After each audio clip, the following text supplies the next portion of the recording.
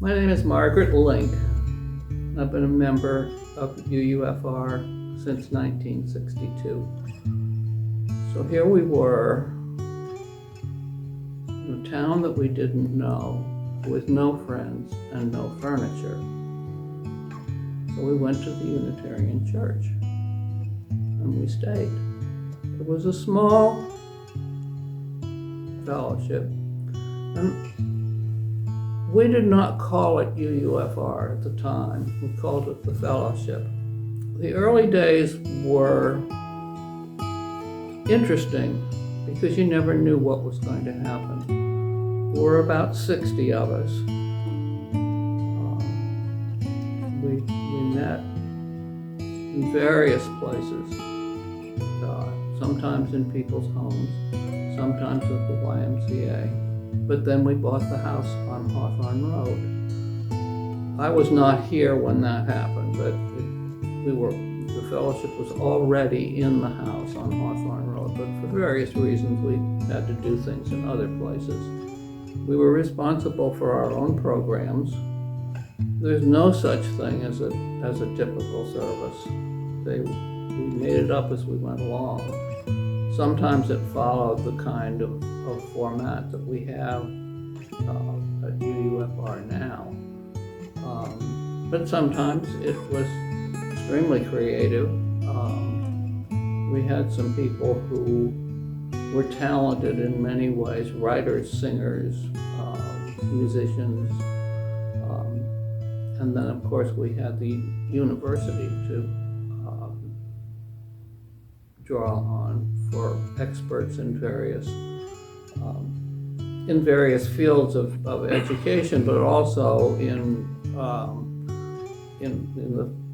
the philosophical areas that we could work them into a church service. People spent a lot of time preparing programs. They were organized in the sense that the people who were doing them knew what they were doing and why they were doing it, and sometimes the programs were really profound. We had a number of programs that was conducted by one person. She would get two people who had had life experiences that were similar, in the fact that the experience was the basic experience was similar, but the way it affected those two people was different. And they would talk back and forth about what had happened to them, and it really drew you into their experiences and the meaning behind it all.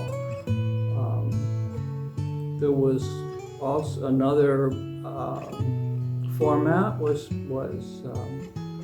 readings and music put together about a particular subject, and that we would draw on, particularly with Raleigh Little Theater here. There were a lot of talented people who could come and be readers and sing and play music. And those are the ones that come to mind particularly. Sometimes we'd have a minister from somewhere. Now, every now and then a Unitarian minister would find him or herself in Raleigh just for probably no other reason than just, to visit family or something like that. And they would happily come and do a service for us. When you talk about what it's meant to me, it saved me. When my husband died, I had a community that could help me raise my two children. And it gave me what is almost like a career. I connected to the work that I did with the UUA. I wouldn't have been able to do that without the fellowship. And that was much more important to me than the library job that I had. It wasn't that I didn't do a good job as a librarian, but it hasn't. I retired in 1999, and I haven't looked back. Whereas I look back on the things that have happened at the fellowship, and I don't want that to go out of my life.